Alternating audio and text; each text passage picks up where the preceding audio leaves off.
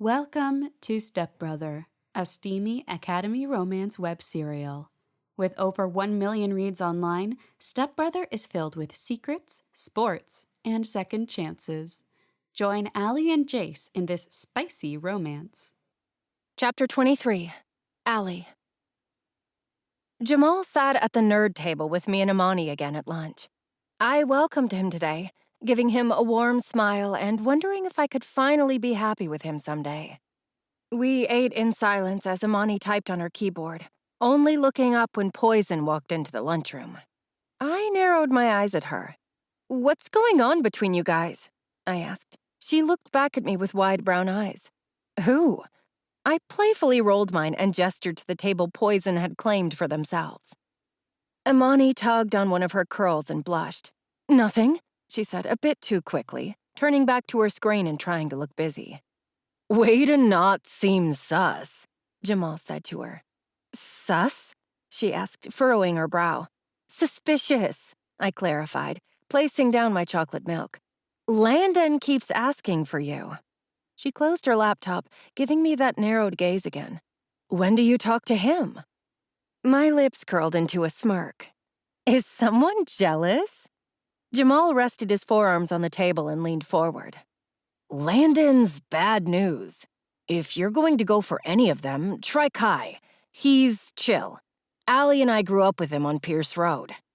Imani gave me a small smile and looked down at her lunch.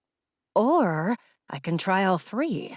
She threw me a wink, which made Jamal scrunch his nose and look away, as if he hadn't heard the football team talk about doing worse with the cheerleaders. "If you're going to hang out with us, this is what you get, Jamal," Imani said, laughing. "Sarcasm, sexual innuendos, and anxiety about bio. We aren't those innocent, geeky girls everyone thinks we are."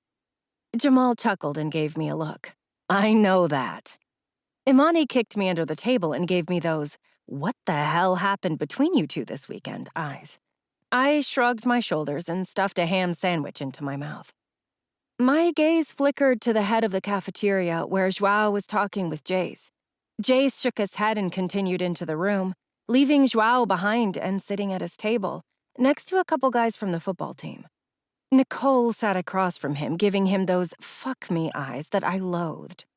I clenched my hands into fists and continued eating my lunch in peace. But today, I had a mission to stop Jace from ruining his life.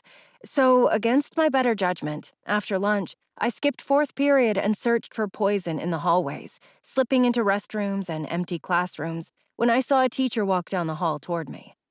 Who knew skipping would be so fucking hard? Maybe I just wasn't used to it.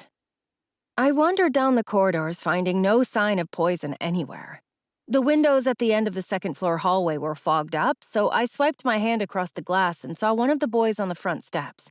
Hurrying down the stairs, I bumped into Principal Vaughn. "Miss Allie Hall, what are you doing out of class?" he asked, a hairy gray brow arched hard. He clasped his hands behind his back and stared down at me from nearly 6'5" in the air.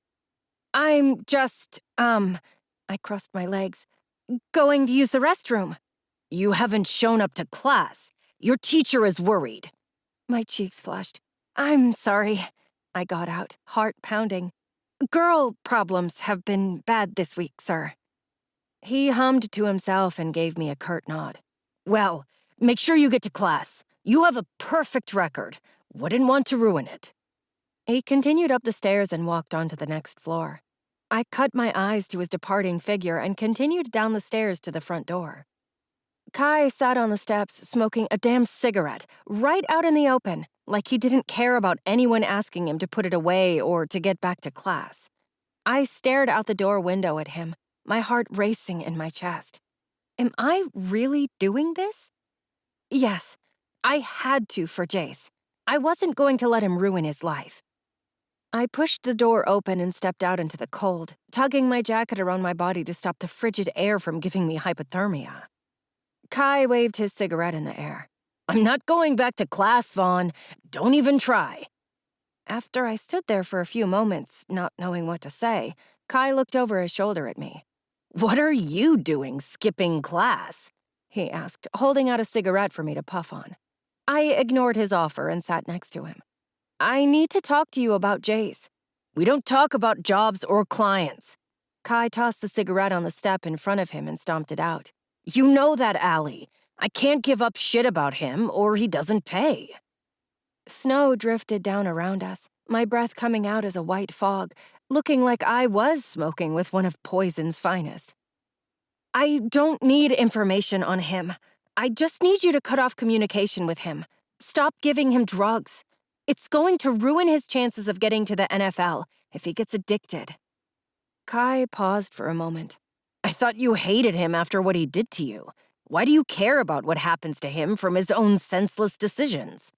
I pressed my lips together and glanced down at the slush by my feet, watching it melt as I stomped on it. I shrugged. I don't know, I whispered. Just, please, don't give him any more shit. The front door opened and Joao walked out of the building, zippering up his coat. I swallowed hard and stood up before Joao could ask any questions. I didn't particularly like the man, but I could tolerate Kai. What's going on here? Joao asked. Nothing, I said quickly. Kai stood up next to me and stuffed his hands into his pockets. If he pays up, he gets what he wants, Allie. We can't do anything for you. After staring between him and Joao, I excused myself to go back into the building, wishing that I could have convinced him otherwise, but I couldn't get through to Kai with Joao there. Joao was the boss, made the decisions, and told them what to do and when to do it. He was intimidating, to say the absolute least. I hurried into the building and up the stairs, needing to get back to class so I wouldn't seem suspicious. But as I was passing the restrooms, Jace walked out of the men's room and grabbed my upper arm. We need to talk.